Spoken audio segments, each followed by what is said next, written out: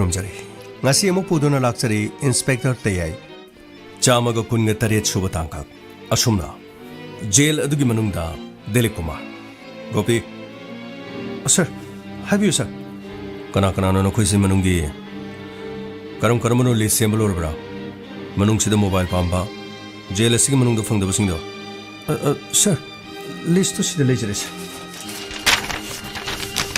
sida lere sir 시디 파봉 같으니네. 뭐이 하나득이 제일스키 먹는 거 지금 뭐 시즌 나더라. sir, 뭐이 카레디둠 시즌 나버잖아. 어디 보세요.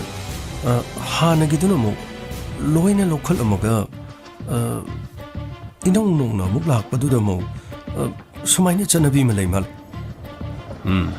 더벅지 강나럭라바디 미시는 왜영. 이게 어디 하나 바람마소 모이나 하라게 해도 비비야바나데 맘말 가하노 아두가 이노노노 락리바이디 아시금바 타복시 야데 하이바 콩할 하나디기 빵야이 야바도노 칼라디네 아파 보이로 아두가 시달레리바 싱세 시기 마능다 콰이디기 카레 헤나 사티바 아두가 미핫바도 오이로 똥아똥바 케스 캬다 체나 보이로 마랄 얌나 차우노 레비 싱도 모코기 레스마 아이고 흥 funny sir madu gidi karim to wabiru no sir ai loina dum bisenjaraki aduga niras ka paras kadi makoi kari haiba sir makoi na haibada thang suri athoba matang haiba thang suri dige dodeba sir moina sum pame haibadugi sum tamjabani sir nate thang suri du paraga jelu dugi manungda makoina thang thela har ke siro thang thela har pero ka dugi manungda thang athobudu season adunu halabadi postmortem gi report thang nani khangani thang du kadai digi lakpono haibama dugi inquiry torokani adurabadi ai khoina ni haiba soidran khangani madu yara adu sumai ko machin tumba yot amanba madu machin ka bogo tumala aduga madu piko aduga ne पैसादी लिसिंग यांखाई है को याद रहे ना पीबो ngamo है था Moina ताव है रकनी ngamo है को फनी सर आई सोइदन होने जगे फरे अदुगा थबगा सिद नंगई गना सिलिबसे अखोइना समाइना तोरगो प्लान तवी हैबसी कनागुम तो खंगन बेरो आइगी दिन ओंदा हाइख्रिदिन करिगुम खंगन बतारगदी आइदी नंगसु करिमति यंगोइको funny sir karim to wabiru dugi dong thadi sir masi khoina sum tawdana dum lakcharabani haibadi sir mamang thaktasu aikhoigi mafam sida leiramba kaya samna hairabada mingondagi sel demand tawba ningtam lal hogi mingda phattaba thabak tawba haigadra machet taba haigadra fraction kaya marum mafam sida dum leirami haijariba makhoi dugi manungda maming leiba kharadi mafam sidagi operate tawraga makhoi gi dum party gi oiba sel khaiba khuju khulai leiba aduga makhoi gi hena chakhona ba dum tawi haijariba mado mine loi khangnarabon adubu kanana tawrino kanagumba thawdo odu chenaba mi mtadi phabangam khidedana aduna मफम असिदगी मखोइन operate तौबदा अखोई मांगदा phone तौबा याथे phone तौबा तारबसु करिगी तौरिनो हाइदुना मखोइबु हेना चरा अखनबा पीनबा खोइन होनगदम करिगुम तौबा तारगसु अखोइना खंगदबो मोंगदो मखोइना तौजबदी अखोइना खंगना थबगदुदी तौहनबे याथे अदो मफम असिदबो हौजिक अदुगुम लेरिब्रो सर हौजिमकिदी थोइदोकपा अदुगुमदी लेइत्रे सर नान थोखिबा मतम लोइरगा थोखिबा यारे यारे मखोइना सिदा ऑपरेट तौबदी कमाय तौबा सर मखोइगी मी हाइगदरा इमुंग मनुंग हाइगदरा अयाम्बा नुपी ओइने हेक्ता लाई अदुगा मखोइगा उनगी हाइदनो उनबा मतमदा वारी वताई सुरु ngangaga dum sane aduga sir मखोइगी दमकता अखनबा mobile mamal yamna mokhoidigi lawruga aduga mobile adugi matengdagi sir mapanda leiriba doctor engineer aduga thikadar sing aduga sel paiba Marwari Singh, aduga tongan ba sana lebak si deliver sale to missing the Makwina demand to Bazani. Mado, mean a loin kang Navangatan. Adubu, Wafum a sticky minute na dunang nabo Wafumo in Hungadaman. Adubu, Wafumado, mean a ching na regulate Wafumo Hingadaman. A sing what token have the Kangan Beadabo. Karigamo Kanki Vadaradine. Nangaya Pavoridin. Aduga. I know Mafumasida, a single Toxicari Torino Hibo. Masigo Hangsi Nang on the Humbi. Jimmy. Moquina told you about the Kuigimang that you couldn't phone to wear. Panayam no Moquina with the Peshapi Borbasu. Mokuibu Marala make the Siraga. Mokuibu Shibugichara any at the bean. Aduguma Simasuko. Moquina told you about a quick hungden of Moquina over the D. Mado. Madumadi. A quick hunt. Adu a quick hung Kana. Tabogas the Yawayadi. Sin belang Bayati. Masidi. A quick Mapumasiko Kiwanat. India get tongan ba, Maming later with jail daddy. Masidi at Tamtina Doriban. Anga Powari Gale. Jail a Sidum labor medio. Yum the lady Machano Pagi birthday away have what he lady. Anyway, Maming later of minister. Aduga Miami Hina Kanger was Kanga Mika. Jail Manung the later go operate tobo. Me Harpa. Mi pa mi punke the Chenabagi. Bharat a Sidama sing long on the case gal. Adubu. Nasi Pawa Hariba case singado. Jailer Amanani. Aduga. Jail Adu deliver me Amanani have a say. Nasi Pawa Kana Matan Putopongam driven. Adana. Hiding Bokea Harabasu. Casing a Sidiga Kubuchin, Adana Mamadi. A Kubulano. Wonder the Bohona Bible in a quick hanba. A quick Kontang. Pagadisa. I saw experience Kitang the laseris. Hanagisum. Aduga. Sarna Carino or what a passing Adam Tapio. I Adam Loina Panabadum Honazagi. Yano Paregobe. Mafoma Sidadi. I coin a Mokoibu support the we Hino Hon Basuati. A coin Mokoibu support Toki. Mokoi Mafom Sidaliba, criminal matter. Mokoina Tokzoki Batabak Adugi Maral. Madugi Cheragado Mokui, Mafoma Sida Pangliban. Adubo. I know police or Kumatamda. I look pocketing a congra. I know I give Pomasi when no one of the. I know Massing Lakum than a Besatim. Piri Pongi Vetolo Cresina, Madugi Shandoi for was simple conabanati. Adubo. Tonga Tonga Bakeskia. I know Sol Toki. Aranatobokia. I could to Hawaii Takri. Aduga. Marale Bakiamarusu. Go na Cherak Pidrinida. Mokut no way Pahelaga. I know no cap captain had given. Mashimanga Yimingse. Encounter specialist ni Hina.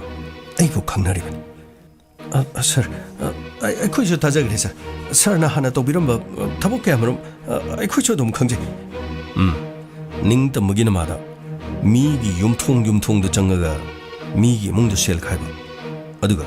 Kujukulai Karapairaga. Mimo the Gigari Munba. Lambi the Talaga. Arak missing the gay Shell Kaiba. Mokuikeado. I could to Tunkarban. Madu the Lebak Miyama Matana. I could get the claim out. I could book an Amatana shout. Madam the Haribatabodo, Miamni Yai. Hibidi, Mokuibu Hatpado, Miamni Yai. Adubo. Hana Nalo Yoromani Haiba. Aduga. Haujino Potatan on Lerabo. Mayum the Gitching Toking Tokdona. Aina Krahatki. Mokushingado. She Bugidi de Magyaraman. Mokuina Matamama Toroma Singado. Aina the Yaba Matanati. Adubo Yasan Ragamokoi. Mayumakai Palavani. Imum Manunda. Machama Sugar. Nupiangang Singanunga in a later. Normal life to later when I had a su. Gopi. Paki we say have a city. No more Sweden Angan. Chatkibalambi. Sweden Noma. Diving me even a lambi to the chat pie was the Sweden. Mokushingado. Sing. Sit nana. Madubu sing don't know we get them up. I cut the nut. Aigumboke. Labaka see the labor Aigumboke. Jomanda, Madiki Horaga. Or sheep how we get talk to labor. A single police person in Ghana. Mioike hat craven. Adubo. Matomadu di Miamna in that way. Tabuk tiki potakraba. How Zigla we outdrove a missing at the boo. Mayum the kitchen talking to copy head. Adubogopi. Matomamadi. A single me had a sigidama. Reward fungame. Kanagoma police person in a manner. Adumat home do Taki Matamda. Mahakado. Promotion pungam. Hibidi. Galentry award fungame. Adubu. Loinika Kretana. ꯍꯧꯈꯤꯕ ꯊꯧꯗꯣꯛ ꯑꯃꯅ ꯁꯅꯥ ꯂꯩꯄꯥꯛ ꯃꯅꯤꯄꯨꯔꯁꯤꯗ ꯃꯤꯌꯥꯝ ꯄꯨꯝꯅꯃꯛ ꯑꯆꯧꯕ ꯈꯣꯜꯂꯥꯎ ꯑꯃ ꯂꯥꯛꯈꯤ ꯐꯦꯛ ꯑꯦꯟꯀꯥꯎꯟꯇꯔ ꯁꯥꯁꯤꯟꯅꯕ ꯇꯧꯁꯤꯟꯅꯕ ꯏꯍꯧ ꯑꯗꯨꯗꯒꯤ ꯅꯈꯣꯏꯒꯨꯝꯕ ꯄꯔꯁꯅꯦꯜ ꯀꯌꯥꯁꯨ ꯃꯪꯂꯥꯟ ꯀꯌꯥ ꯃꯥꯡꯖꯔꯝꯃꯤ ꯑꯃꯨꯛꯇꯪ ꯖꯃꯥꯟꯗꯥꯔ ꯑꯣꯏꯔꯕꯗꯤ ꯑꯗꯨꯕꯨ ꯌꯥꯝꯅ ꯆꯥꯎꯈꯤ ꯌꯥꯝꯅ ꯐꯪꯈꯤ ꯔꯤꯋꯥꯔꯗ ꯀꯌꯥ ꯂꯧꯈꯤ ꯍꯧꯖꯤꯛꯇꯤ ꯍꯥꯏꯔꯤꯕ ꯊꯕꯛ ꯑꯗꯨꯁꯨ ꯄꯨꯂꯤꯁ ꯗꯤꯄꯥꯔꯠꯃꯦꯟꯗ ꯂꯩꯈꯤꯗ꯭ꯔꯦ ꯌꯨꯝꯗ ꯑꯩꯈꯣꯏꯕꯨ ꯀꯤꯍꯜꯂꯛꯈꯤ ꯌꯨꯝꯗ ꯍꯜꯂꯛꯄ ꯃꯇꯝꯗ ꯍꯥꯠꯀꯅꯤ ꯇꯨꯞꯀꯅꯤ ꯃꯇꯝ ꯀꯌꯥ ꯌꯨꯝꯗ ꯍꯜꯂꯛꯈꯤꯗꯦ ꯅꯈꯣꯏꯒꯤ ꯅꯇꯩꯃ ꯑꯃꯗꯤ ꯄꯤꯛꯂꯤꯕ ꯑꯉꯥꯡ ꯀ꯭ꯋꯥꯇꯔꯗ ꯀꯨꯏꯅ ꯊꯝꯈꯤ ꯃꯔꯥꯏꯕꯛ ꯊꯤꯕ ꯈꯔꯁꯨ ꯌꯥꯎꯈꯤ ꯃꯈꯣꯏꯗ ꯂꯥꯏꯐ ꯑꯦꯇꯦꯝ ꯇꯧꯔꯛꯇꯨꯅ ꯈꯨꯠ ꯊꯥꯔꯛꯄ ꯈꯔꯁꯨ ꯌꯥꯎꯈꯤ ꯑꯗꯨꯕꯨ ꯑꯗꯨꯒꯨꯝꯕ ꯊꯧꯗꯣꯛ ꯑꯗꯨꯗꯒꯤ ꯑꯩꯗꯤ ꯅꯥꯟꯊꯣꯛꯈꯤ ꯇꯧꯐꯝ ꯈꯪꯂꯛꯇ꯭ꯔꯕꯗꯒꯤ ꯍꯥꯟꯅꯒꯤ ꯆꯠꯊꯔꯝꯕ ꯊꯧꯑꯣꯡ ꯄꯨꯝꯅꯃꯛ ꯂꯣꯏꯅ ꯂꯦꯞꯈꯤ ꯃꯁꯤꯗꯤ ꯁꯔ ꯑꯩꯈꯣꯏꯅ ꯅꯤꯌꯣꯝ ꯆꯨꯝꯅ ꯇꯧꯔꯒꯁꯨ ꯁꯔ ꯃꯤꯑꯣꯏ ꯈꯔꯅ ꯑꯗꯨꯝ ꯇꯧꯕꯅꯤꯅ ꯑꯩꯈꯣꯏꯅ ꯇꯧꯗ꯭ꯔꯒꯁꯨ ꯁꯔ ꯑꯇꯣꯞꯄ ꯑꯗꯨꯝ ꯖꯦꯂꯔ ꯑꯃꯅ ꯑꯗꯨꯝ ꯇꯧꯒꯗꯕ ꯒꯣꯄꯤ ꯑꯅꯧꯕ ꯂꯥꯛꯄ ꯖꯦꯂꯔ ꯑꯃꯅ ꯊꯕꯛ ꯑꯗꯨ ꯇꯧꯒꯗꯕꯅꯤ ꯍꯥꯏꯕꯗꯤ ꯂꯩꯇꯦ ꯑꯗꯨꯕꯨ ꯒꯣꯄꯤ ꯑꯩꯈꯣꯏꯅ ꯄꯨꯂꯤꯁ ꯗꯤꯄꯥꯔꯠꯃꯦꯟꯇ ꯊꯕꯛ ꯇꯧꯒꯗꯣꯏꯁꯤ ꯆꯍꯤ ꯀꯌꯥꯅꯣ ꯃꯁꯤꯗ ꯑꯩꯅ ꯐꯪꯉꯤꯕ ꯔꯦꯡꯛꯁꯦ ꯐꯪꯅꯕ ꯍꯣꯠꯅꯕꯗ ꯑꯗꯨꯒ ꯑꯩꯅ ꯃꯐꯝ ꯑꯃꯗꯒꯤ ꯑꯃꯗ ꯑꯩꯒꯤ ꯄꯣꯁꯇꯤꯡ ꯍꯣꯡꯅꯕ ꯍꯣꯠꯅꯕꯗ ꯃꯗꯨꯗ ꯂꯨꯄꯥ ꯀꯌꯥ ꯆꯪꯉꯤ ꯈꯪꯕ꯭ꯔꯥ ꯄꯩꯁꯥ ꯌꯥꯝꯅ ꯆꯪꯉꯤ ꯀꯅꯥꯅ ꯂꯧꯔꯤꯕ ꯀꯅꯥꯅ ꯂꯧꯗ꯭ꯔꯤꯕ ꯑꯩꯈꯣꯏ ꯑꯆꯨꯝꯕꯒꯤꯅꯤ ꯁꯦꯟꯖꯥ ꯊꯨꯝꯖꯥ ꯀꯔꯞꯁꯟ ꯃꯁꯤ ꯃꯨꯊꯠꯁꯤ ꯍꯥꯏꯗꯨꯅ ꯑꯩꯈꯣꯏꯅ ꯂꯥꯎꯔꯤ ꯑꯗꯨꯕꯨ ꯄꯨꯂꯤꯁ ꯑꯩꯈꯣꯏꯗꯒꯤꯁꯨ ꯃꯀꯣꯛ ꯊꯣꯡꯕꯁꯤꯡꯅ ꯑꯩꯈꯣꯏꯗꯒꯤꯁꯨ ꯀꯔꯞꯁꯟ ꯇꯧꯏ ꯆꯨꯝꯃꯤ ꯁꯔ ꯑꯁꯦꯡꯕꯅꯤ ꯁꯔ ꯍꯧꯖꯤꯛ ꯄꯨꯂꯤꯁ ꯗꯤꯄꯥꯔꯠꯃꯦꯟ ꯑꯁꯤꯗ ꯂꯩꯔꯤꯕ ꯃꯤꯑꯣꯏ ꯄꯨꯝꯅꯃꯛ ꯃꯌꯨꯝ ꯃꯀꯩ ꯄꯥꯜꯂꯕꯁꯤꯡꯅ ꯃꯍꯥꯛꯀꯤ ꯃꯆꯥꯒꯤ ꯃꯀꯣꯛꯇ ꯃꯈꯨꯠ ꯊꯝꯃꯒ ꯋꯥꯁꯛꯄ ꯑꯗꯨꯒ ꯃꯌꯨꯝ ꯃꯀꯩ ꯄꯥꯟꯗ꯭ꯔꯕꯁꯤꯡꯅ ꯃꯍꯥꯛꯀꯤ ꯃꯃꯥ ꯃꯄꯥꯒꯤ ꯃꯈꯣꯏꯒꯤ ꯑꯄꯣꯛꯄ ꯑꯄꯣꯛꯄꯤ ꯃꯃꯥ ꯃꯄꯥꯒꯤ ꯃꯀꯣꯛꯇ ꯃꯈꯨꯠ ꯊꯝꯃꯒ ꯋꯥꯁꯛꯄ ꯄꯨꯟꯁꯤꯗ ꯁꯦꯜ ꯑꯃꯠꯇ ꯆꯥꯔꯛꯇ꯭ꯔꯤ ꯄꯨꯟꯁꯤꯗ ꯁꯦल ꯑꯃꯠꯇꯁꯨ ꯄꯤꯔꯛꯇ꯭ꯔꯤ ꯀꯔꯞꯁꯟ ꯑꯃꯠꯇꯁꯨ ꯇꯧꯔꯛꯇ꯭ꯔꯤ ꯍꯥꯏꯗꯨꯅ ꯋꯥꯁꯛꯅꯕ ꯇꯥꯔꯒꯗꯤ ꯃꯤ ꯄꯪꯌꯥꯝ ꯌꯥꯝꯅ ꯂꯩꯒꯗꯕ ꯃꯥꯟꯗꯦ इचुम चुमना मसागी मही मसिंगना पुलिस डिपार्टमेंट असिदा मकोक थोंबो ओइखिबा खरा नतना अचुम लेगने हाबा थाजति मखोइना फत्तब तौबदि याबा अदुगा अखोइना सिगुमसे तौब मतमदा खोदि करि वारगदोरि थबक खरा फजना तौरुरगना अतोपा मफम अमदा पोस्टिंग थाबा मखोइना हाइबा यादबा थबक खरा खोइना तौरुबगिदमा अतोपा मफम अमदा पोस्टिंग थाबा सर तोंगा सर मणिपुर की मफम कयादसु सर मकोक थोंबो पुलिस ऑफिसर सिंगना मफम अदुदा पोस्टिंग ताजेगे हैबगेसु सर मसिसु पैसा यामना नमना याइसिबु सर गोपी मदुगी वफम द सोंग को वफम असिगी दमक्तदी मिचम अमतना मियाम अमतना पुलिस ऑफिसर मा अतोप मफम अमदा पोस्टिंग ताबा मतमदा पैसा लोबो यारो हायदुन खना हमतना दि खोलाव लाउती पुलिस डिपार्टमेंट के लेरिबो फैमिली मयाम सिनसु कदाइदा लाउरुन मधु लाउरुबदी थबक खर फजन तौगे हायदुन नियम चुमना लालाबसु थबक तौद्रसु याबा काद्रसु याबा CID ब्रांच कुंबा नत्रगा क्राइम ब्रांच कुंबा नत्रगना अतोप डिपार्टमेंट ट्रैफिक पुलिस कुंबा असिगुंबसिदा थाजनबिरगदौरिबन अदुबु गोपी थबक तौरिङै मतमसिददी असुमसु तौनि ममांग थक्ता चुंबा क्या तौखरि मथि फोंना अरानबा कयादि ngasisu तौरक्त्रि अदुबु मफम असिदा लेरगा क्रिमिनल खरदगी अखोइना चाराम खर लौबुगी वान थबक असे अफबा नते हाबदि खंग अदुबु अइना लौद्रबसु तुंगदा लाकदौरिबदना सोइदना लौगनि अखोइना लेबा असिगे अफबा पुनमक तौगे हारबदि अइदिगे हौरगा मकोक थोंगबदा लेरिबो अफसर पुनमना थमोइ सेंना थमोइ तिंगना थबक तौबा मखक्जंग ngasisu दिलकुमारना वासक्तनु हाइ मकोक थोंबो अफसर अमतना असिगुम हाबी जाबी सिदा अइगी मीगी थीदना लुपा अमता करप्शन तौदना थबक तौगनि हाइना लेपलबदि लुपा अमता लौदना दिलकुमार सु असिगुम खोंग थांगासि थांगोइ होय सर मखुइगी मचिन तुंबा हाइबदुबु सी याब्रें सी सिजनालो अदुगने नंगसु ngलमबे अइना करिगिदमा मसि पिरिबनो हाइना लुपा लिसिंग यांखै नंगे अइना दुम पिरकनि फनी सर ओय नैनि सिदलो अखोइब्रो होइने सिदलोने पारस करी अमदु करी हाबा नीरज सिलो करी से नखोइगिदो से पाइसिलो से सिदि कैनो ꯑꯩꯈꯣꯏꯅ ꯍꯥꯏꯕꯗꯤ ꯊꯥꯡ ꯍꯥꯏꯕꯅꯤ ꯀꯗꯥꯏꯗꯒꯤ ꯊꯥꯡꯅꯣ ꯅꯈꯣꯏꯗ ꯑꯩꯈꯣꯏꯅ ꯑꯊꯧꯕ ꯊꯥꯡ ꯑꯃ ꯄꯤꯁꯜꯂꯅꯤ ꯍꯣꯔꯦꯟ ꯑꯩꯈꯣꯏꯅ ꯃꯤ ꯍꯥꯜꯂꯣ ꯊꯥꯡꯗꯨ ꯀꯗꯥꯏꯗꯩꯅꯣ ꯍꯪꯉꯗꯤ ꯊꯥꯡꯗꯨ ꯀꯗꯥꯏꯗꯩꯅꯣ ꯍꯪꯉꯗꯤ ꯑꯩꯈꯣꯏ ꯀꯔꯤ ꯍꯥꯏꯗꯣꯔꯤꯒꯦ ꯑꯩꯈꯣꯏ ꯊꯕꯛ ꯇꯣꯠꯂꯁꯤꯔꯣ ꯍꯣꯏ ꯁꯤꯕꯥꯏ ꯅꯈꯣꯏꯒ ꯂꯩꯃꯤꯟꯅꯔꯤꯕ ꯅꯨꯄꯥꯗꯣ ꯁꯨꯞꯅꯇꯪꯒꯤ ꯃꯆꯤꯟ ꯇꯨꯝꯕ ꯄꯣꯠ ꯑꯃꯅ ꯃꯤ 3 ꯍꯥꯠꯈ꯭ꯔꯤꯅꯤ ꯅꯈꯣꯏꯁꯨ ꯃꯁꯤꯒꯤ ꯃꯆꯤꯟ ꯇꯨꯝꯕꯁꯤ ꯁꯤꯖꯤꯟꯅꯔꯒ ꯅꯈꯣꯏꯅ ꯇꯧꯒꯦ ꯈꯜꯂꯤꯕꯗꯣ ꯑꯗꯨꯝ ꯄꯥꯡꯊꯣꯛꯆꯧ ꯑꯗꯨꯒ ꯃꯁꯤꯃꯗꯤ ꯈꯪꯉꯨ ꯅꯈꯣꯏꯒꯤ ꯅꯆꯤꯟꯗꯒꯤ ꯑꯩꯈꯣꯏꯅꯅꯦ ꯍꯥꯏꯕꯁꯤ ꯈꯪꯍꯜꯂꯕ ꯅꯈꯣꯏꯗꯤ ꯏꯔꯥꯏ ꯂꯥꯏꯅ ꯐꯥꯈꯤꯕ ꯌꯥꯏ ꯑꯩꯗꯤ ꯁꯣꯏꯗꯅ ꯍꯥꯠꯈꯤꯒꯗꯧꯕ ꯃꯤ ꯑꯃ ꯂꯩꯕ ꯑꯗꯨꯅꯅꯦ ꯊꯕꯛꯁꯤ ꯄꯥꯡꯊꯣꯛꯄ ꯃꯇꯝꯗ ꯅꯈꯣꯏ ꯑꯩꯈꯣꯏꯅ ꯐꯥꯔꯕꯁꯨ ꯋꯥꯍꯪ ꯄꯥꯎꯍꯪꯅꯕꯁꯨ ꯑꯗꯨꯒ ꯑꯇꯣꯞꯄ ꯏꯟꯚꯦꯁꯇꯤꯒꯦꯁꯟ ꯑꯣꯐꯤꯁꯔ ꯑꯃ ꯂꯥꯛꯑꯒ ꯅꯈꯣꯏꯗ ꯋꯥꯍꯪ ꯄꯥꯎꯍꯪꯕ ꯃꯇꯝꯗ ꯑꯩꯈꯣꯏꯅꯅꯤ ꯍꯥꯏꯕꯁꯤꯗꯤ ꯀꯔꯤꯝꯇ ꯈꯪꯍꯟꯕ ꯌꯥꯔꯣꯏꯀꯣ ꯃꯗꯨ ꯈꯪꯍꯟꯕ ꯇꯥꯔꯕ ꯅꯨꯃꯤꯠꯇꯨꯒꯤꯗꯤ ꯑꯩꯈꯣꯏꯅꯅꯦꯅ ꯍꯥꯏꯈꯤꯕ ꯌꯥꯏ ꯑꯗꯨꯕꯨ ꯑꯍꯤꯡꯗꯤ ꯂꯥꯜꯂꯣꯏꯍꯦ ꯅꯈꯣꯏ ꯑꯍꯤꯡꯗꯤ ꯂꯥꯜꯂꯣꯏ ꯐꯔꯦꯁꯦ ꯑꯗꯨ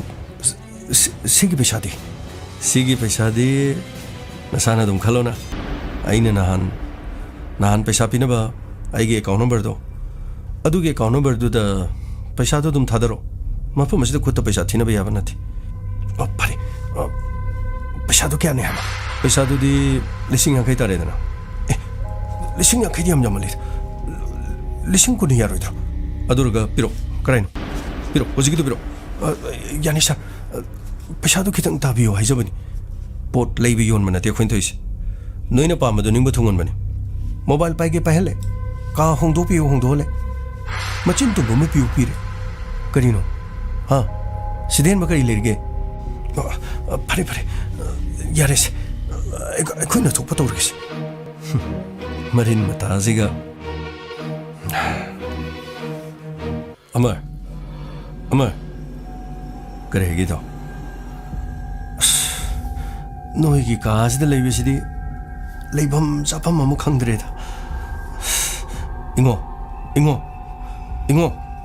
ꯏꯉꯣꯁꯦ ꯀꯩꯗꯧꯔꯒꯦ ꯑꯍꯤꯡ ꯐꯪꯉꯤ ꯅꯪꯅ ꯇꯨꯝꯍꯟꯗꯦ ꯍꯧꯖꯤꯛ ꯉꯥꯏꯍꯥꯛꯇꯪ ꯎꯏꯕꯁꯤꯗ ꯀꯔꯤꯅꯣꯕ ꯅꯪꯅ ꯃꯔꯣꯜ ꯑꯃ ꯄꯪꯇꯨꯝꯗ ꯇꯨꯝꯃꯤ ꯑꯗꯣ ꯑꯩꯈꯣꯏꯁꯨ ꯍꯥꯏꯅꯔꯒ ꯀꯥꯁꯤꯗꯒꯤ ꯍꯣꯡꯗꯣꯛꯈꯤꯅꯕ ꯇꯧꯁꯤꯔꯕ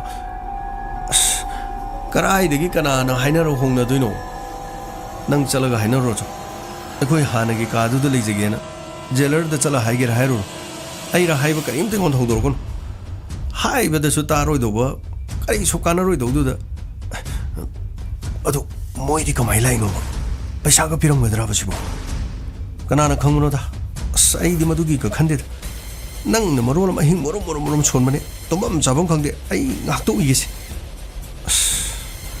ꯃꯅꯥꯎ ꯅꯪꯁꯨ ꯃꯐꯝꯁꯤꯗ ꯂꯩꯕꯁꯤ ꯌꯥꯝꯅ ꯀꯤꯔ ꯃꯥꯜꯂꯦ ꯑꯩꯒ ꯂꯩꯔꯤꯉꯩ ꯃꯇꯝꯗ ꯅꯈꯣꯏꯒꯤ ꯅꯇꯨꯅ ꯑꯃꯗꯤ ꯑꯩꯅ ꯊꯥꯖꯕ ꯄꯤꯔꯤꯁꯤꯅꯤ ꯃꯣꯏꯅ ꯀꯩꯁꯨ ꯇꯧꯕ ꯉꯝꯃꯣꯏ ꯃꯣꯏ ꯑꯅꯤꯁꯤ ꯂꯥꯛꯑꯦ ꯏꯇꯥꯎ ꯑꯅꯤ ꯅꯈꯣꯏꯅꯤꯗꯤ ꯀꯗꯥꯏꯗ ꯆꯠꯂꯨꯕꯅꯣ ꯏꯇꯥꯎ ꯖꯦꯂꯔꯅ ꯀꯧꯕꯗꯒꯤ ꯑꯩꯈꯣꯏ ꯊꯣꯛꯎꯕꯅꯤ ꯀꯔꯤꯅꯣ ꯅꯈꯨꯠꯇ ꯆꯦꯟꯅ ꯌꯣꯝꯃꯤꯗꯨꯕꯨ ꯀꯔꯤꯅꯣ ꯀꯩꯁꯨ ꯅꯠꯇꯦꯗ ꯀꯩꯁꯨ ꯅꯠꯇꯦ ꯍꯥꯏꯕ ꯃꯕꯨꯛꯇꯁꯨ ꯌꯦꯞꯁꯟꯈ꯭ꯔꯦꯅꯦ ꯀꯔꯤꯅꯣ ꯑꯗꯨꯕꯨ ꯆꯥꯕ ꯌꯥꯕ ꯑꯣꯏꯔꯗꯤ ꯑꯩꯈꯣꯏꯁꯨ ꯈꯤꯇ ꯆꯥꯒꯦꯗꯅ ꯏꯇꯥꯎ ꯀꯣꯟꯅ ꯄꯤꯖꯒꯦ ꯀꯔꯤꯅꯣꯅꯦ ꯇꯧꯔꯤꯁꯤꯕꯨ ꯀꯥꯁꯤꯒꯤ ꯃꯅꯨꯡꯁꯤꯗ ꯅꯨꯃꯤꯠ ꯀꯌꯥꯅꯤ ꯂꯩꯈꯤꯗꯣꯏꯅꯣ ꯇꯧꯔꯤꯁꯤꯕꯨ ꯑꯃꯁꯤꯅ ꯇꯨꯝꯈ꯭ꯔꯦꯅꯦ ꯑꯩꯅ ꯇꯨꯝꯕ ꯌꯥꯔꯣꯏꯗꯣꯏꯁꯤꯅ ꯑꯃꯔ ꯅꯪ ꯂꯩꯈꯤꯗ꯭ꯔꯥ ꯑꯩꯈꯣꯏ ꯍꯥꯟꯅ ꯇꯨꯝꯃꯒꯦ ꯑꯗꯨꯒ ꯅꯪ ꯑꯃꯨꯛ ꯇꯨꯝꯃꯀꯥꯟꯗ ꯍꯣꯔꯦꯟ ꯑꯩꯈꯣꯏ ꯑꯃꯨꯛ ꯍꯧꯒꯠꯀꯦ ꯌꯥꯔꯣꯏꯗ꯭ꯔꯣ ꯃꯅꯥꯎ ꯑꯗꯨꯝ ꯇꯨꯝꯕ ꯌꯥꯅꯤ ꯑꯩꯒꯤ ꯃꯐꯝꯁꯤꯗ ꯇꯨꯝꯕꯗ ꯅꯈꯣꯏ ꯀꯔꯤꯁꯨ ꯇꯧꯔꯣꯏ ꯑꯗꯨꯝ ꯇꯨꯝꯕꯤꯌꯨ ꯅꯪꯅꯗꯤ ꯍꯥꯏꯔꯤꯕ ꯉꯥꯏꯍꯥꯛ ꯂꯩꯔꯒ ꯅꯃꯥꯏꯗꯨ ꯐꯂꯥꯡꯗ ꯑꯣꯟꯁꯜꯂ ꯇꯨꯝꯈ꯭ꯔꯅꯤ ꯃꯌꯥꯏꯗ ꯂꯩꯔꯤꯕ ꯑꯩꯈꯣꯏꯗꯤ ꯑꯁꯨꯝꯅ ꯅꯨꯃꯤꯗꯥꯡ ꯇꯨꯝꯈꯤꯔꯕ ꯀꯥ ꯑꯗꯨꯗ ꯇꯨꯃꯤꯟꯅꯗꯃꯛ ꯇꯨꯝꯗꯨꯅ ꯂꯩꯈꯤ ꯑꯁꯨꯝꯅ ꯖꯦꯜ ꯑꯗꯨꯒꯤ ꯀꯥ ꯃꯅꯨꯡ ꯑꯗꯨ ꯃꯈꯣꯏ 5 ꯂꯩꯕꯗ ꯇꯨꯃꯤꯟꯅꯗꯃꯛ ꯂꯩꯅꯈꯤ ꯃꯁꯤꯒꯤ ꯃꯇꯨꯡꯗ ꯊꯦꯡꯖꯤꯜꯂꯛꯄ ꯃꯇꯝꯗ ꯅꯤꯔꯖꯅ parse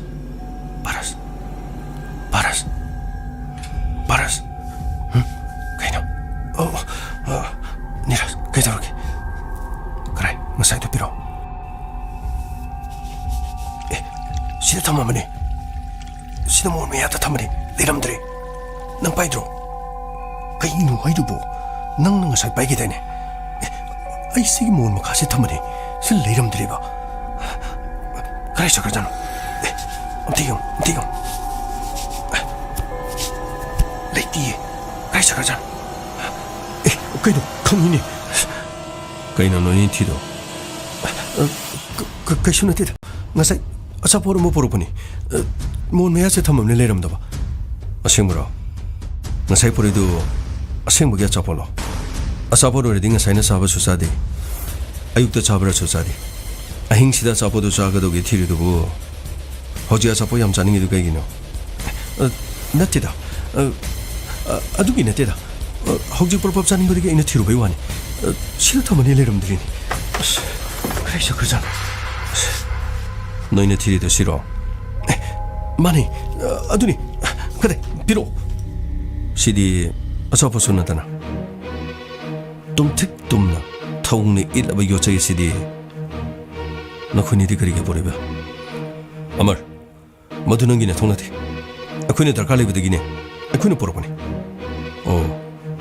가스이문웅다 너코니 라이시수 너코니 달칼리비기로 아말 nangi wa sigero aku de heningi sigero ei kono kangan namito mo khadingo namito thangkani gengo wangang kan sene noine tiri bo bocho payo se che payo kare piro मेरी छड़ी उठा दोगे बेटा मेरी छड़ी उठा दोगे जी माँ जी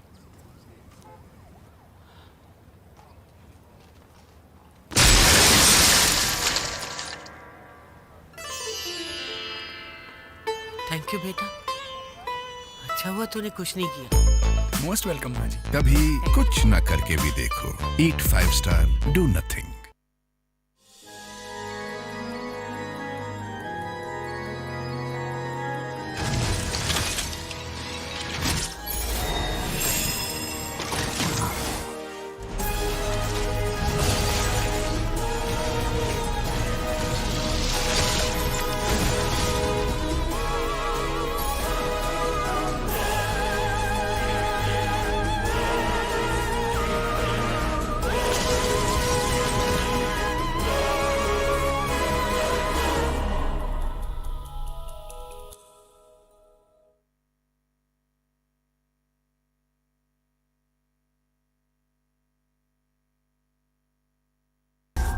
machin tumbo poto pariga aibu lotion ge sinatro lotion hauju matam chok chare kana mata lite hello aingodo thilo niras 진짜로 너 그것도 빠리긴데 꼭 틸러드나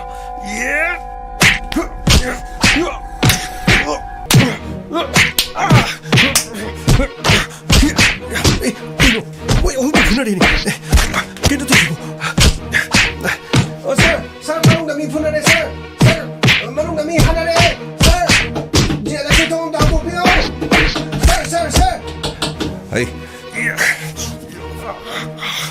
nengok semua sih, ngerti je cok hanaga, neng sudah tak, amar, kanino nokon ani itu, mokoi ni itu bupai rega tangkal itu bu. Mangak chau chupai rega tangkal kiri ni tu sih, ani je siru dari mokong je peri kau ini, amar. am다 타독치 아마르시 타독치 레코 마나 레코 타독 아이고 저 방으로 타독 막코이는 뭐 품으실 라이시 아이고 하나바리 막코이 가나나 타리 해도 에이 아이고 나 코이 가나나 타리 아이고 나 코이 가나나 뭐 품으실 타리 아이고 나 코이 뭐 품으실 가나나 타게 해로 야들 하이비시 야들바니나 나 코이기 나 쿠뜨기 멋진 또 뭐지 문비르게 아말 요또네 디테일로 누고 뭐야 목시 그러디 낭가 먹고 미야 창대라니 봐 나 그치 다도 뭐지 에이 만나 아무튼 가이고 이거 낭 좀 더 감옥에도 보게 또 감옥에도 보게 또 그게 더 우스누다 아니 이제 좀 그래 말래 그이노는 아이지 뭐 아유 나 그냥 야들 야드라바니나 너희다 머프 마시드 쩔로 하이도나 타락범이다 요 아드네 드라바디 요체 야치나 나 파이가 나치나 낭초 아말 마첸 똥마드로 틸로노 하리가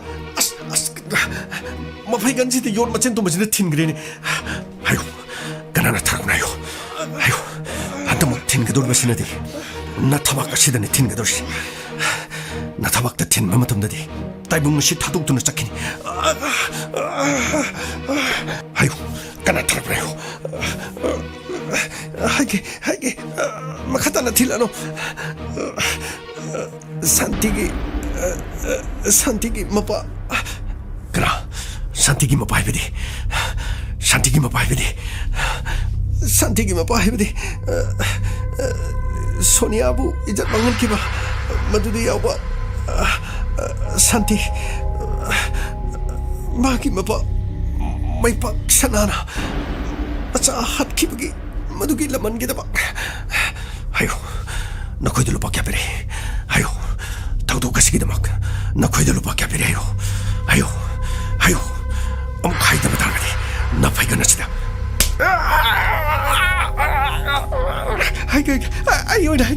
아이고 나한테 챔비라노 아이고 이더네 lupa lang mga pirap ko ni aduga nang halaba matungga lupa lang mga mapigay ba ay koy gigari dine number 4 kita nga hapaga police check to koy pahan man ni aduga ay koy mafamasi na trial kita magsang pa ni ba aduga nang mo koy na lona to mina halaga mafamasi na gitoki na ba to ba kari mafamasi na ibo halaga lona toki na ba to ba mafamasi na ibo halaga di police na nakuy mo paro dro police na nakuy mo paro dro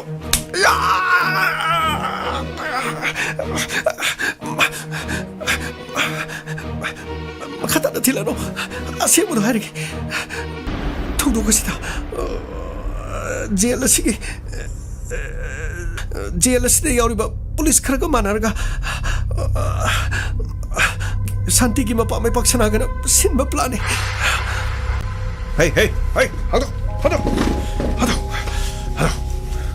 kare pero no shi de shi no tado amar na ku tado mo ko ni de tado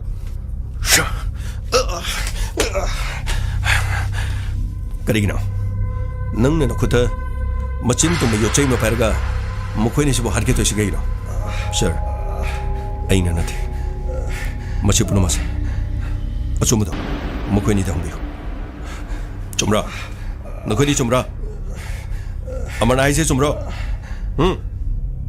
sir mo ko da hang magi kanar mo fu mas de kanana yor machin to mo ki ba lupa ke ada piba ai bu han an magi da ma mo fu mas de mai paksana na mo ko bu tharaki ba kana ga lok tunar ga ai gi punchi bu lo sin na magi da ma jela se thajal ki ba ai puno ma khang mo ko bu machin ti jan hang biyo ai ira laiti ai di hana dagi khana chen bagi thodo mari miyo hum hat ki bagi charge tani ina le jari basi adu bachar ai bu mafam sida lu shin nan bagi dama kana na tharaki ba kari gi dama adu ga drug khajitang pharga mo khoi bu jail asida ma thokram thajalak yot machin tum ma piraga aina mo khoi gi macha hat ki bagum ai bu su mafam sida halaga irai lai na mo khoi thohan gi ni sini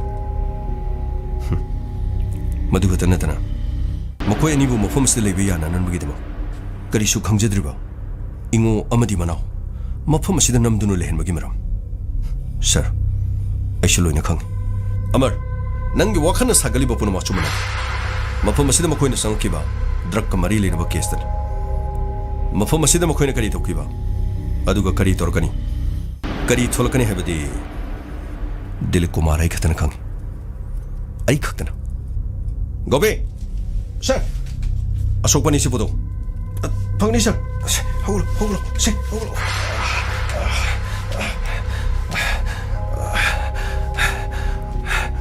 adugo gopi kasigi manungda taribe ising si ningti jana samtolo hey nakoi ni gi mingdu kariba sir ai gina manaw ma gina ingo nakoi ni su ꯅꯈꯣꯏꯒꯤ ꯀꯥꯗꯨꯗ ꯆꯠꯅꯕ ꯇꯧꯁꯤ ꯊꯣꯛꯂꯣ ꯐꯔꯦ ꯁꯥꯔ ꯐꯔꯦ ꯁꯥꯔ ꯀꯔꯤ ꯊꯣꯛꯑꯦ ꯑꯩꯉꯣꯟꯗꯁꯨ ꯁꯤꯡꯅꯕ ꯁꯥꯔꯤ ꯑꯃꯠꯇ ꯂꯦꯝꯅ ꯇꯣꯛꯑꯦ ꯑꯩꯅ ꯃꯈꯣꯏꯕꯨ ꯍꯥꯠꯈꯤꯕꯒꯤꯗꯃꯛ ꯑꯩꯅ ꯃꯤꯌꯥꯠ ꯐꯪꯂꯤ ꯑꯗꯨꯕꯨ ꯃꯩꯄꯥꯛꯁꯅꯥ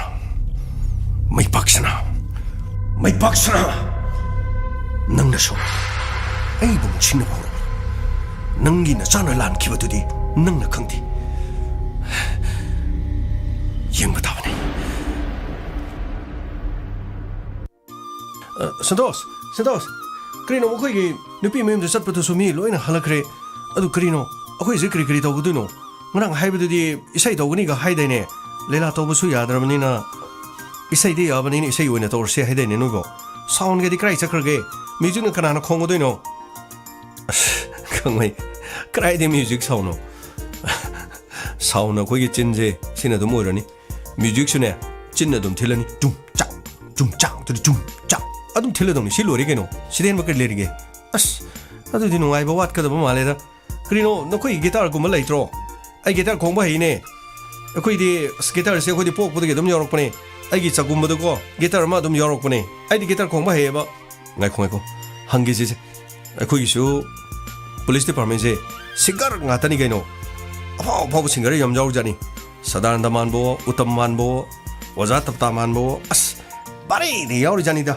ꯃꯊꯪ ꯇꯧꯔꯁꯤꯁꯦ ꯔꯥꯍꯨꯜ ꯂꯥꯛꯑꯣꯅꯦ ꯅꯣꯏꯕꯣ ꯒꯥꯡꯃꯩꯅꯤ ꯏꯁꯩ ꯍꯧꯔꯁꯦꯅ ꯈꯪ ꯉꯝꯗ꯭ꯔꯦ ꯂꯥꯛꯑꯣꯅꯦ ꯍꯩꯖꯤꯡꯄꯣꯠꯀꯤ ꯅꯨꯃꯤꯠꯅꯦ ꯏꯁꯩ ꯇꯧꯅꯦ ꯑꯗꯨꯅ ꯍꯪ ꯂꯩꯔꯦ ꯅꯣꯏꯕꯣ ꯀꯩꯗꯧ ꯂꯩꯔꯤꯒꯦ ꯅꯪꯕꯣ ꯑꯗꯨꯝ ꯐꯣꯟꯗ ꯋꯥꯔꯤ ꯁꯥꯟꯅ ꯂꯩ ꯑꯁ ꯀꯔꯤ ꯑꯃꯨꯛ ꯍꯥꯏꯔꯒꯦ ꯂꯥꯛꯑꯦ ꯁꯟꯇꯣꯁ ꯂꯥꯛꯑꯦ ꯑꯇꯩꯗꯨ ꯀꯗꯥꯏ ꯆꯠꯈ꯭ꯔꯒꯦ ꯑꯩꯈꯣꯏ ꯁꯥꯔꯥꯖꯦꯟꯗꯤ ꯑꯁ ꯁꯥꯔꯥꯖꯦꯟꯕꯨꯗꯤ ꯚꯤꯃꯣꯒ ꯃꯈꯣꯏ ꯑꯅꯤ ꯒꯥꯔꯤꯗ ꯂꯩꯍꯧꯏꯅꯤ ꯀꯔꯤꯅꯣ ꯃꯈꯣꯏ ꯑꯗꯨꯝ ꯐꯣꯟꯗ ꯅꯝꯗꯅ ꯀꯔꯤꯅꯣ ꯒꯦꯝ ꯁꯥꯟꯅꯕ ꯀꯔꯤꯅꯣꯝ ꯇꯧ ꯂꯩꯍꯧꯏꯅꯤ ꯑꯁ ꯌꯥꯅꯤꯁꯦ ꯃꯣꯏꯁꯨ ꯀꯧꯔꯁꯤꯁꯦ ꯑꯗꯨꯒ ꯄꯥꯔꯇꯤ ꯍꯧꯔꯗꯧꯅꯤꯁꯦ ꯁꯟꯇꯣꯁ ꯀꯩꯅꯣꯅꯤꯗ ꯊꯣꯏꯅꯨꯅ ꯑꯆꯥꯄꯣꯠꯇꯣ ꯑꯗꯨꯒꯤ ꯃꯇꯥꯡꯗ ꯍꯥꯏꯔꯛꯄꯅꯤꯗ ꯀꯩꯗꯧꯋꯦ ꯍꯥꯏꯅꯣ ꯑꯆꯥꯄꯣꯠ ꯌꯥꯝꯗꯦꯅ ꯍꯥꯏꯔꯛꯏꯔꯣ ꯃꯣꯏ ꯅꯨꯄꯤꯒꯤꯅꯦ ꯑꯆꯥꯄꯣꯠ ꯌꯥꯝꯗꯦ ꯑꯗꯨꯃꯥꯏꯅ ꯇꯧꯕꯗꯣ ꯌꯥꯝ ꯇꯜꯂꯤꯀꯣ ꯑꯗꯨꯒꯤ ꯅꯠꯇꯦꯗ ꯑꯆꯥꯄꯣꯠꯇꯣ ꯌꯥꯝꯃꯜꯂꯦ ꯑꯔꯦꯝꯕꯗ ꯁꯦꯟ ꯃꯥꯡꯍꯜꯂꯦ ꯂꯨꯍꯣꯡꯕꯗ ꯁꯦꯟ ꯌꯥꯝ ꯆꯪꯍꯟꯒꯨꯝꯁꯦ ꯍꯥꯏꯔꯒ ꯑꯆꯥꯄꯣꯠꯇꯣ ꯃꯁꯤꯡ ꯍꯦꯟꯅ ꯄꯤꯔꯛꯑꯦꯅ ꯑꯩꯉꯣꯟꯗ ꯏꯁꯧ ꯂꯥꯡꯉꯤꯅꯤ ꯑꯣ ꯑꯗꯨꯒꯤ ꯑꯣꯏꯔꯗꯤ ꯐꯩꯅ ꯑꯩꯗꯤ ꯑꯆꯥꯄꯣꯠꯀ ꯌꯥꯝꯗꯦ ꯈꯣꯠꯇꯦ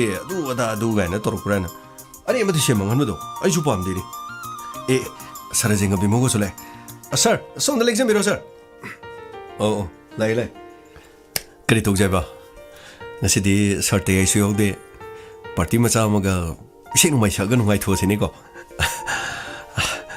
ꯌꯥꯏꯌꯦ ꯁꯥꯔ ꯁꯥꯔ ꯅꯍꯥꯟꯅꯣꯡꯃ ꯁꯥꯔꯒꯤ ꯌꯨꯝꯗ ꯄꯨꯜꯂꯨꯕꯗꯒꯤ ꯍꯜꯂꯛꯑꯒ ꯈꯨꯗꯣꯡꯊꯤꯕ ꯊꯣꯛꯈꯤꯕꯗꯣ ꯃꯗꯨꯒꯤ ꯃꯇꯨꯡꯗ ꯉꯁꯤ ꯐꯥꯎꯕ ꯁꯥꯔꯒ ꯄꯨꯟꯕ ꯐꯪꯖꯗ꯭ꯔꯤ ꯁꯥꯔ ꯉꯁꯤꯗꯤ ꯁꯥꯔ ꯊꯧꯒꯜꯂꯣꯟ ꯀꯥꯏꯔꯁꯨ ꯁꯥꯔ ꯉꯥꯛꯄꯤꯒꯅꯤ ꯁꯥꯔ ꯌꯥꯏꯗ ꯁꯟꯇꯣꯁ ꯀꯩꯁꯨ ꯀꯥꯏꯕ ꯂꯩꯇꯦ ꯅꯣꯡ ꯐꯥꯗꯣꯛꯁꯨ ꯁꯤꯒꯨꯝꯕ ꯅꯨꯡꯉꯥꯏꯕ ꯑꯣꯀꯦꯖꯟ ꯑꯃꯗ ꯍꯥꯏꯇꯥꯔꯦ ꯑꯗꯨꯝ ꯑꯩꯈꯣꯏ ꯂꯥꯡꯕ ꯑꯗꯨꯝ ꯀꯩꯁꯨ ꯀꯥꯏꯗꯦꯗ ꯑꯗꯨꯗꯤ ꯀꯔꯤꯅꯣ ꯇꯧꯁꯦ ꯍꯥꯏꯁꯤꯕꯣ ꯑꯩꯗꯤ ꯏꯁꯩ ꯁꯛꯅꯤꯡꯕꯅ ꯈꯥꯡꯉꯝꯗ꯭ꯔꯕꯅꯤꯀꯣ ꯏꯁꯩꯗꯤ ꯅꯣꯏ ꯅꯍꯥꯅꯤ ꯀꯥꯏꯅ ꯑꯩꯉꯣꯟꯗ ꯍꯦꯟꯗꯧꯕ ꯂꯩꯇꯦ ꯉꯁꯤꯗꯤ ꯑꯩꯅ ꯀꯝꯗꯧꯕ ꯏꯁꯩ ꯃꯌꯥꯝꯁꯦ ꯑꯁ ꯌꯦꯡꯉꯨ ꯅꯣꯏ ꯑꯗꯣ ꯁꯦꯜꯗꯤ ꯈꯔ ꯌꯥꯝ ꯊꯥꯅ ꯇꯥꯔꯦꯅꯦꯀꯣ ꯌꯥꯏꯌꯦ ꯁꯥꯔ ꯑꯩꯈꯣꯏ ꯁꯦꯜ ꯀꯥꯏꯊꯣꯛꯆꯔ ꯂꯩꯖꯔꯕꯅꯤ ꯁꯥꯔ ꯁꯦꯜꯁꯦ ꯍꯣꯔꯦꯟ ꯀꯣꯟꯅꯗ꯭ꯔꯁꯨ ꯁꯥꯔ ꯑꯩꯈꯣꯏ ꯑꯃꯨꯛ ꯑꯃꯗ ꯊꯥꯈꯤꯕꯗꯣ ꯁꯥꯔ ꯃꯗꯨ ꯑꯃꯨꯛ ꯂꯧꯊꯣꯛꯑꯒ ꯑꯇꯣꯞꯄꯗ ꯑꯃꯨꯛ ꯊꯥꯕ ꯌꯥꯒꯗ꯭ꯔꯥ ꯁꯥꯔ ꯒꯃꯩ ꯑꯗꯨꯁꯨ ꯌꯥꯏ ꯑꯗꯨꯁꯨ ꯀꯩꯁꯨ ꯀꯥꯏꯕ ꯂꯩꯇꯦꯗ ꯑꯗꯨ ꯁꯥꯔ ꯑꯩꯗꯤ ꯒꯤꯇꯔ ꯑꯃ ꯄꯥꯝꯃꯤ ꯁꯥꯔ ꯒꯤꯇꯔ ꯌꯥꯎꯔꯗꯤ ꯐꯒꯗꯕ ꯁꯥꯔ ꯃ꯭ꯌꯨꯖꯤꯛ ꯑꯣꯔꯀꯦꯁꯇ꯭ꯔꯥ ꯑꯃꯅꯤ ꯋꯥꯏꯔꯗꯤꯀꯣ ꯑꯁ ꯇꯨꯡꯇꯥꯡ ꯊꯤꯜꯂꯗꯤ ꯅꯨꯡꯉꯥꯏꯒꯗꯕ ꯁꯥꯔ ꯑꯗꯨ ꯌꯥꯗꯦ ꯒꯃꯩ ꯍꯧꯖꯤꯛ ꯂꯩꯉꯥꯛꯀꯤ ꯑꯊꯤꯡꯕ ꯂꯩꯔꯤ ꯄꯨꯂꯤꯁ ꯄꯥꯔꯁꯅꯦꯜ ꯈꯔ ꯔꯥꯍꯨꯜꯒꯤꯗ ꯂꯥꯛꯑꯒ ꯑꯗꯨ ꯇꯧꯋꯦ ꯑꯗꯥ ꯇꯧꯋꯦꯅ ꯚꯥꯏꯔꯦꯜ ꯆꯠꯇꯣꯏꯖꯥꯅꯤꯀꯣ ꯍꯧꯖꯤꯛꯁꯤ ꯋꯥ ꯑꯝꯇ ꯉꯥꯡ ꯌꯥꯗ꯭ꯔꯕꯅꯤ ꯃꯤꯁꯤꯡꯁꯦ ꯑꯐꯕ ꯆꯥꯝꯃ ꯇꯧꯕꯗꯗꯤꯅꯦ ꯊꯥꯒꯠꯄꯤꯅꯕ ꯃꯤ ꯌꯥꯝ ꯂꯩꯇꯕꯅꯤ ꯑꯁꯣꯏꯕ ꯈꯛ ꯇꯧꯈꯤꯕꯗꯗꯤꯕ ꯃꯗꯨ ꯄꯨꯊꯣꯛꯇꯧꯒꯤ ꯉꯥꯡꯗꯧꯒꯤ ꯆꯩꯗꯧꯒꯤ ꯑꯁ ꯃꯅꯥ ꯊꯥꯡꯒꯠꯇꯅ ꯂꯩꯕꯅꯤ ꯐꯂꯥꯡꯗꯒ ꯅꯞ ꯂꯩꯕꯅꯤꯀꯣ ꯆꯨꯝꯃꯦ ꯁꯥꯔ ꯁꯥꯔꯅ ꯍꯥꯏꯕꯤꯗꯤ ꯌꯥꯝ ꯆꯨꯝꯃꯦ ꯁꯥꯔ ꯔꯥꯍꯨꯜ ꯅꯪꯒꯤ ꯒꯤꯇꯔꯒ ꯂꯩꯇ꯭ꯔꯣ ꯑꯁ ꯒꯥꯡꯃꯩ ꯑꯩꯒꯤ ꯒꯤꯇꯔ ꯑꯃ ꯂꯩ ꯃꯔꯤꯗꯤ ꯑꯍꯨꯝꯂ ꯀꯩꯅꯣ ꯇꯠꯂꯝꯃꯅꯤ ꯑꯁ ꯃꯔꯤ ꯑꯗꯨꯁꯨ ꯑꯍꯨꯝ ꯇꯠꯈ꯭ꯔꯕꯀꯣ ꯑꯗꯨ ꯌꯥꯏ ꯃꯔꯤꯗꯣ ꯑꯅꯤ ꯑꯍꯨꯝ ꯌꯥꯎꯔꯗꯤ ꯌꯥꯏ ꯑꯗꯨꯝ ꯈꯤꯡꯕꯩ ꯍꯩꯒꯅꯤ ꯏꯅꯥꯎ ꯅꯪꯒꯤ ꯒꯤꯇꯥꯔꯗꯣ ꯄꯨꯔꯛꯑꯣ ꯍꯣꯏ ꯑꯩ ꯂꯧꯔꯨꯈꯤꯒꯦꯁꯦ ꯔꯥꯍꯨꯜ ꯈꯔ ꯊꯣꯔꯛꯑꯣꯀꯣ ꯑꯩꯗꯤ ꯏꯁꯩ ꯁꯛꯅꯤꯡꯕꯅ ꯈꯥꯡꯕ ꯉꯝꯗ꯭ꯔꯕꯅꯦ ꯍꯣꯏ ꯌꯥꯅꯤꯌꯦ ꯑꯩꯅꯦ ꯃꯅꯨꯡꯗꯁꯨ ꯑꯩ ꯁꯥ ꯈꯔ ꯉꯧꯍꯜꯂꯤꯌꯦ ꯑꯩ ꯑꯗꯨ ꯌꯦꯡꯉꯝꯒꯦ ꯑꯗꯨꯒ ꯑꯩ ꯑꯗꯨꯝ ꯒꯤꯇꯔ ꯄꯥꯏꯔꯒ ꯊꯣꯛꯂꯛꯑꯒꯦ ꯑꯗꯨꯒ ꯍꯧꯔꯁꯦ ꯍꯣꯏ ꯈꯔ ꯊꯨꯅ ꯂꯥꯛꯈꯤꯌꯣ ꯏꯁꯩ ꯁꯛꯅꯤꯡꯕꯅ ꯂꯣꯏꯔꯕꯅꯤꯀꯣ ꯑꯗꯨ ꯁꯔ ꯔꯥꯍꯨꯜꯒꯤ ꯂꯨꯍꯣꯡꯕꯒꯤ ꯑꯆꯥꯄꯣꯠ ꯃꯌꯥꯝꯗꯨ ꯑꯁ ꯁꯦꯟ ꯌꯥꯝꯅ ꯃꯥꯡꯉꯦꯗ ꯁꯔ ꯑꯆꯥꯄꯣꯠ ꯑꯊꯨꯝꯕ ꯃꯌꯥꯝꯗꯨ ꯆꯥꯒꯗꯕꯒꯤ ꯁꯔꯨꯛꯀꯣ ꯁꯔ ꯑꯆꯧꯕ ꯁꯥ ꯑꯃ ꯀꯥꯏꯊꯣꯛꯂꯒ ꯃꯌꯥꯝ ꯐꯨꯠꯂꯒ ꯆꯥꯃꯤꯟꯅꯔꯗꯤ ꯁꯔ ꯁꯦꯜꯁꯨ ꯌꯥꯝꯅ ꯇꯤꯡꯉꯣꯏꯗꯧꯕ ꯁꯔ ꯒꯥꯡꯃꯩ ꯁꯥ ꯑꯆꯧꯕꯗꯨꯁꯨ ꯄꯩꯁꯥꯅꯤ ꯂꯩꯔꯨꯔꯗꯤ ꯄꯩꯁꯥ ꯌꯥꯝ ꯌꯥꯝꯃꯤꯗ ꯑꯗꯨ ꯑꯃꯍꯥꯅꯤꯗ ꯑꯃꯔꯣꯝꯗꯗꯤ ꯑꯗꯨꯕꯨ ꯂꯨꯍꯣꯡꯕ ꯑꯗꯨꯒ ꯑꯇꯩ ꯁꯤꯒꯨꯝꯕꯁꯤꯗ ꯄꯩꯁꯥ ꯌꯥꯝꯅ ꯇꯤꯡꯍꯟꯕꯁꯤꯗꯤ ꯐꯠꯇ꯭ꯔꯦ ꯃꯗꯨꯗꯤ ꯃꯤꯌꯥꯝ ꯄꯨꯝꯅꯃꯛꯅ ꯂꯣꯏꯅ ꯍꯥꯏꯅꯔꯕ ꯋꯥꯅꯤ ꯑꯗꯨꯕꯨ ꯑꯩꯁꯨ ꯉꯥꯏ ꯃꯤꯁꯨ ꯉꯥꯏ ꯆꯤꯟꯅꯗꯤ ꯂꯣꯏ ꯍꯥꯏꯔꯝꯒꯅꯦꯕ ꯑꯗꯨꯕꯨ ꯃꯥꯒꯤ ꯊꯕꯛꯇꯨ ꯊꯣꯛꯂꯛꯑꯗꯤ ꯃꯥꯅ ꯑꯗꯨꯝ ꯇꯧꯒꯦꯗ ꯍꯥꯏꯖꯕꯒꯤ ꯋꯥꯅꯤ ꯑꯩꯁꯨ ꯃꯉꯥꯏ ꯃꯁꯤ ꯐꯠꯇꯦꯅ ꯍꯥꯏꯔꯀꯥꯟꯗ ꯑꯩꯅ ꯀꯔꯤꯝ ꯁꯤꯜꯂꯨꯗ꯭ꯔꯀꯥꯟꯗꯅꯦ ꯂꯤꯛꯏ ꯄꯩꯁꯥ ꯄꯨꯊꯣꯛꯅꯤꯡꯗꯦ ꯃꯆꯥꯒꯤ ꯃꯁꯨꯒꯤ ꯑꯗꯨ ꯇꯧꯕꯕꯨ ꯍꯥꯏꯗꯅ ꯑꯗꯨꯝ ꯍꯥꯏꯒꯗꯣꯏꯅꯤ ꯌꯥꯝ ꯂꯨꯒ꯭ꯔꯖꯥꯅꯤꯗ ꯍꯣꯏ ꯁꯔ ꯑꯗꯨꯕꯨꯗꯤ ꯆꯨꯝꯕ ꯁꯔ ꯒꯥꯡꯃꯩ ꯀꯩꯅꯣ ꯄꯣꯔꯦꯗꯣ ꯒꯤꯇꯔ ꯄꯣꯔꯦ ꯅꯪꯅ ꯄꯥꯝꯖꯕ ꯒꯤꯇꯔꯗꯨ ꯄꯣꯔꯦ ꯀꯗꯥꯏ ꯔꯥꯍꯨꯜ ꯒꯤꯇꯔꯗꯨꯕꯨ ꯃꯔꯤ ꯑꯍꯨꯝꯈꯛ ꯉꯥꯏ ꯍꯥꯏꯗꯨꯕꯨ ꯀꯔꯤꯅꯣ ꯅꯪ ꯇꯧ ꯍꯥꯏꯕꯗꯨꯕꯨ ꯁꯦ ꯒꯤꯇꯔꯁꯤ ꯀꯌꯥ ꯌꯥꯎꯔꯤꯕꯅꯣ ꯌꯦꯡꯉꯣ ꯃꯈꯣꯟ ꯒꯥꯗꯤ ꯊꯣꯛꯏꯕ꯭ꯔꯥ ꯊꯣꯛꯇ꯭ꯔꯤꯕ꯭ꯔꯥ ꯌꯦꯡꯉꯣ ꯑꯁ ꯅꯍꯥꯟꯋꯥꯏꯅꯦ ꯑꯩꯅ ꯈꯣꯡꯕ ꯇꯝꯕꯗꯅꯦ ꯂꯣꯏꯅ ꯃꯔꯤꯗꯣ ꯑꯩꯅ ꯊꯗꯠꯈꯤꯕꯅꯤ ꯀꯨꯏꯔꯕꯅꯤ ꯁꯦꯝꯖꯟꯕꯤꯗꯕ ꯈꯣꯡꯕ ꯌꯥꯕ꯭ꯔꯥ ꯌꯦꯡꯉꯨꯁꯦ ꯀꯗꯥꯏꯅꯣ ꯀꯔꯥꯏ ꯑꯩ ꯌꯦꯡꯒꯦꯀꯣ खरखती याइने मखोन खरखत थे इसे होसे अस अदुदि सर इसे कनादे होसिरा सर गमै इसे नंगना गिटार पाइरबनिना नंगोदे हाना होरोने इंगोदे होसेबा को सर अस आइदि क्री इसे सक्सरा इबो क्री नखोगी मेतेगी इसे फजबम लेबनिने क्री सदानंदन सकपै इसेदो ओ सर लेरे आई सलगे को sir ngasi rahul ge magi hazing pot numida sigi ko magi nungai bo phongdok poina akhoi sei horse nganuna aina loiraga marumna mina chakhre nganuna aina loiraga marumna mina chakhre nahapu sangjaba ai hakti sir करी है ब्रा इसे मखा दो मैं एक तो cow करे sir Gangai करी नो नंग सही दुबो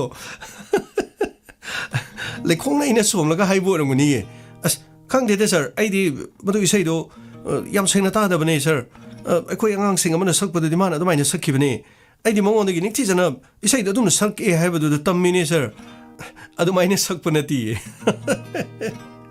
लेखोंना आइना सोमलगा नाचोमना मीना चिनखरे सर याम फजे सर की खोंजे याम फजे सर इसे सर हानो सकपिरो सर आइदी नंगी इसे कुसक्तु दाइदि नोकबुद लोरे अदो से फरे आई अमम मुसागे को ददि को Nongmatashu inata awanungai hangla drabini unai haibata mangairaba punshini yingna banata Sei sakpung amdreda gamai Thawai yamna numaitaba sir yamna fazai sir gi sei do makam duk tabiyo sir matam kuira bagi tungda matam kuira bagi tungda aigi thainag kaina krabi do noma Khang haudana thinarui aina shana sorukta thinaraki Yam fazai sir ge dong to mayam khoba khose sir yam fazai sir amang muk sakpiyo sir yare nakoi nahana muk sauda aduga mai nang sai sakwa du mi sai de leitrobo sir खंगदे sir आइदी सुम मणिपुरी सही से यामना पामजबो sir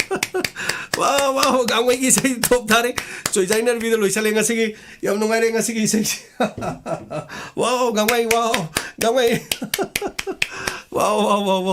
gamai yam nungai re nga sigi rahul gi hijing ponu min sigi program ase ꯑꯩꯈꯣꯏꯒꯤ surgeon ꯑꯃꯗꯤ ꯒꯥꯡꯃꯩꯅ ꯐꯖ ꯐꯖꯕ ꯏꯁꯩ ꯁꯛꯄꯤꯗꯅ ꯃꯈꯣꯏꯅꯤꯒꯤ ꯌꯥꯏꯐꯃꯪꯒꯣꯜ ꯑꯗꯨꯒ ꯃꯈꯣꯏꯅꯤꯒꯤ ꯄꯨꯟꯁꯤ ꯅꯨꯡꯁꯥꯡꯕ ꯑꯗꯨꯒ ꯃꯈꯣꯏꯒꯤ ꯂꯨꯍꯣꯡꯕ ꯅꯨꯃꯤꯠ ꯑꯁꯤꯗ ꯑꯩꯈꯣꯏ ꯑꯃꯨꯛ ꯍꯦꯟꯅ ꯅꯨꯡꯉꯥꯏꯕꯗꯨ ꯐꯣꯡꯗꯣꯛꯃꯤꯟꯅꯔꯁꯤ ꯉꯁꯤꯒꯤꯗꯤ ꯍꯧꯖꯤꯛ ꯆꯥꯛꯀꯤ ꯃꯇꯝ ꯌꯧꯁꯜꯂꯕꯅꯤꯅ ꯑꯗꯨꯗꯤ ꯑꯩꯈꯣꯏ ꯆꯥꯛꯁꯪꯗ ꯑꯃꯨꯛ ꯆꯪꯅꯕ ꯇꯧꯔꯁꯤ ꯔꯥꯍꯨꯜ ꯀꯔꯤ ꯍꯥꯏꯒꯦ ꯆꯥꯛꯁꯪꯒꯤ ꯃꯇꯥꯡ ꯀꯔꯤ ꯌꯧꯔꯒꯦ ꯆꯥꯛꯁꯪꯒꯤꯗꯤ ꯂꯣꯏꯔꯕꯅꯤ ꯃꯌꯥꯝ ꯄꯨꯝꯅꯃꯛ ꯂꯦꯡꯁꯤꯟꯕꯤꯔꯁꯤ ꯑꯩꯈꯣꯏꯒꯤ ꯁꯔꯁꯨ ꯂꯦꯡꯁꯤꯟꯕꯤꯔꯁꯤ ꯑꯗꯨꯒ ꯃꯣꯏ ꯆꯥꯛꯁꯪꯗ ꯆꯪꯉꯁꯤ ꯑꯩꯈꯣꯏ ꯃꯌꯥꯝ ꯑꯗꯨ ꯂꯣꯏꯅ ꯆꯥꯗꯧꯔꯤꯅꯤ ꯑꯗꯨ ꯑꯩꯅ ꯃꯤ ꯑꯃꯃꯨꯛ ꯅꯤꯡꯁꯤꯡꯉꯦꯅꯦ ꯇꯧꯔꯤꯁꯦ ꯀꯅꯥꯅꯣ ꯅꯤꯡꯁꯤꯡꯉꯤꯕꯣ ꯀꯅꯥ ꯑꯣꯏꯒꯅꯤ ꯑꯩꯈꯣꯏꯒꯤ ꯁꯔ ꯇꯦꯌꯥꯏꯅꯤꯗꯅ ꯁꯔ ꯇꯦꯌꯥꯏꯗꯣ ꯑꯃ ꯉꯁꯤꯗꯤ ꯌꯥꯎꯕ ꯉꯝꯃꯔꯣꯏ ꯂꯨꯍꯣꯡꯕ ꯅꯨꯃꯤꯠꯇꯤ ꯌꯥꯎꯒꯦ ꯍꯥꯏꯗꯨꯗꯤ ꯂꯨꯍꯣꯡꯕ ꯅꯨꯃꯤꯠꯇ ꯑꯃꯨꯛ ꯁꯔ ꯇꯦꯌꯥꯏꯗꯣ ꯑꯃꯨꯛ ꯏꯁꯩ ꯁꯛꯍꯜꯂ ꯂꯣꯏꯔꯦ ꯀꯩꯗꯧꯔꯒꯦ ꯍꯣꯏꯅꯦ ꯑꯗꯨꯕꯨꯗꯤ ꯌꯥꯕ ꯑꯗꯣ ꯑꯩꯈꯣꯏꯅ ꯆꯥꯗ꯭ꯔꯤꯉꯩꯗꯀꯣ ꯁꯔ ꯇꯦꯌꯥꯏꯒꯤ ꯃꯥꯒꯤ ꯇꯦꯡꯀꯣꯠ ꯑꯃ ꯈꯥꯏꯗꯣꯛꯄꯤꯁꯦꯕ ꯃꯥꯒꯤꯁꯨ ꯈꯔ ꯄꯨꯕꯤꯈꯤꯁꯦꯕ ꯑꯁ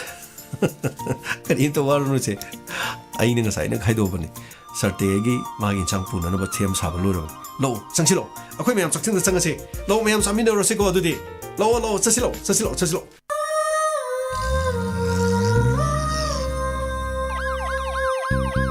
ꯂꯥꯛꯂꯦ Inspector Tayai Lakle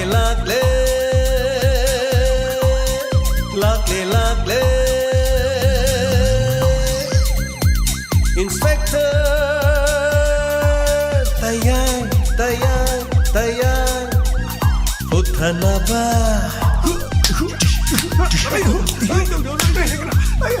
Kanbinaba. Thank you, sir. Welcome. Uthanaba. Kanbinaba. Inspector.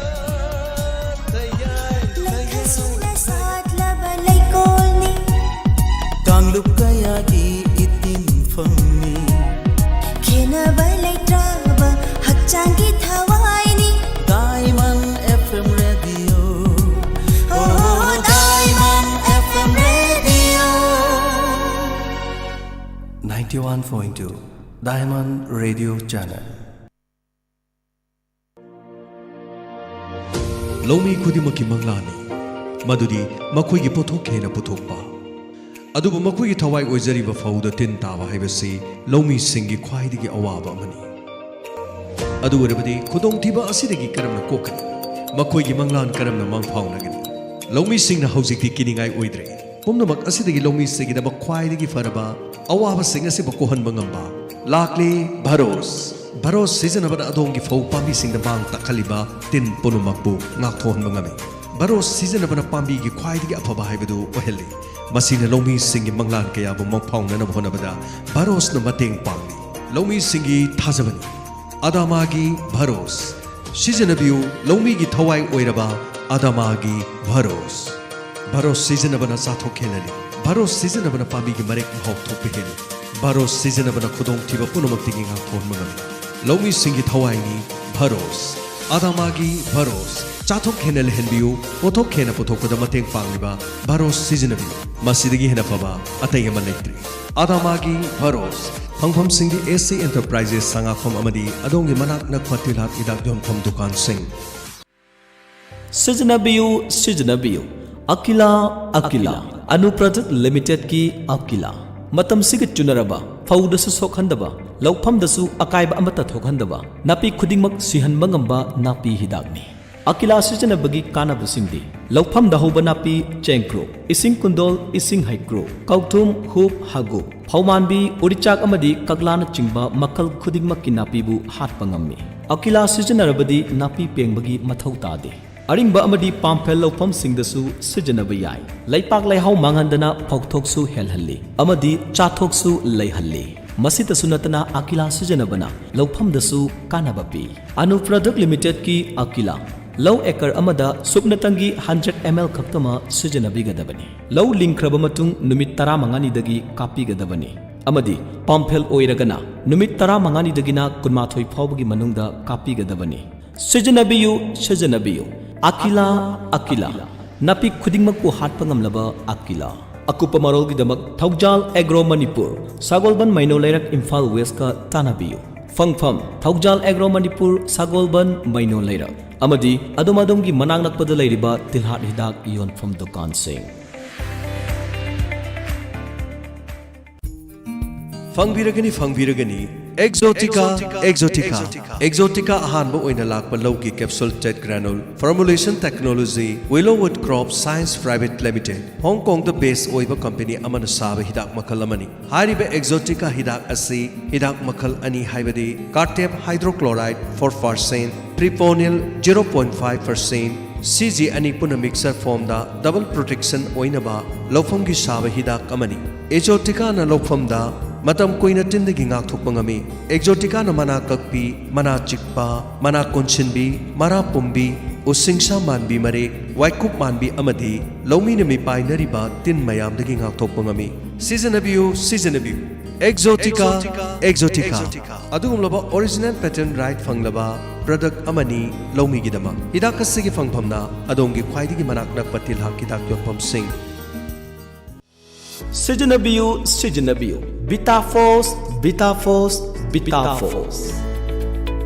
Bitafos adugumlaba yamna kanaraba organic mixer form da lakpa lawgi vitamin amani amuktang changyeng tawthokpiu Bitafos da rock phosphate ninkek vermi compost phosphate zinc copper potassium amadi nitrogen saruk yauraba lawgi vitamin amani Bitafos DAP gi alternative oinasu sijanaba yai Bitafos sijanabana pambibu hamham chawhalli chemical fertilizer sijanaba gi chang handan bayai Bitafos harga totlaga chaibasu yai amadi law acre amada supnatangi Bitafos kg 10 kaktang sijanabiyu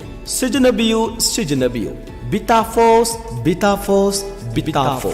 Phangpham Nanau Agro Agency Wangjing Bazaar Loinana SK Lerak SBI Bank Manak Wangjing Miyamda karigumba matang khanganjari madudi CBSE da affiliate tawraba Grace Cottage Academy Kaksingi chatliba academic session Englishing ani kungamathoi kunganithoi dagi Science stream da class 11 upgrade tawjaragani Nupi macha singi boarding amadi transport ki Wangjing Tentha Khongjom Sora Kaksing Lamkai Palil Kaksing Mantak amadi wawagai khudong saba leijagani loina na Medical Engineering atay coaching class singi show taunaba thaurang tawjagani admission tawbiningbा singna lengthokpirau admission form July thagi tang 18 dagi thaba haujaragani khanghanjariba secretary Grace Cottage Academy Kaksing akupa marol gidamak 9366424189 amuktang gahana 9366424189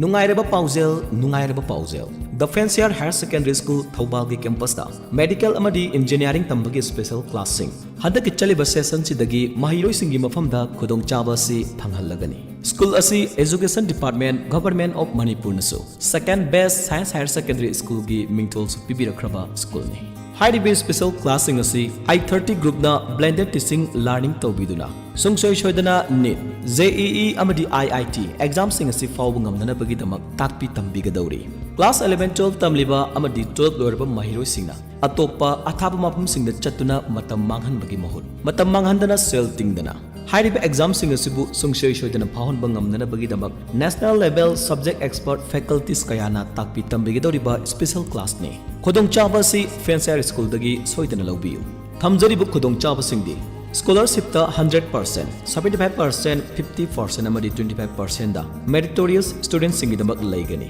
Education loan lawbagi khudong chabasu thamjari. Date of return test na lagliba August ki tang 13 da pangthok sagani. Satok chatsin da khudong chadaba mahiroi sing goina. Hostel gi khudong chaba amadi transportation gi khudong chabasu thamjari. Akupa marol gi damak school gi website www.fancier.co.in dagi khangbiba yagani. Natragana aikoi gi email fancierschool@gmail.com natragana aikoi gi contact number 9862 074363 amadi 9612501599 hariba number singsida contact tawbibasu yagani. The Fancier Higher Secondary School, the first career-oriented higher secondary school in Manipur. Admission open. Imprint Science Academy Sangangai, opposite airport main gate. Class 11 science तमनबगीदमा online registration हौजरी website http://imprintscienceacademy.co.in under the guidance of Oza Sarikal Tamaibam, former lecturer Messi, Oza Rajiv Chongtham, former lecturer Messi, Oza Ranjan Vaishnav, former lecturer Millennium Institute of Sciences, Oza Zain Tani Thokjam, former lecturer Extra Age. Khudong chaba singdi ahanba category da admission fee, school uniform, tuition fee, coaching fee loinana book grant sing free oijagani. Ani suba category da half admission fee loinana free school uniform amadi free coaching fee amadi book grant. Ahum suba category da half admission fee loinana book grant. Mari suba category da first installment da free half book grant. Manga suba category da book grant. First sub basis for categories 1 to 5. Akang naba seat masing ni ahan balak da khudong chaba pijagani. Amadi nupa masa nupi masa singi tongan tongan ba boarding leijai. Bus sama event service ki khudong chaba su leijai. Akopa marol gidama call tobiyo 700579161 Loinana 9862722880. Imprint Science Academy, Changagai, opposite Airport Main Gate.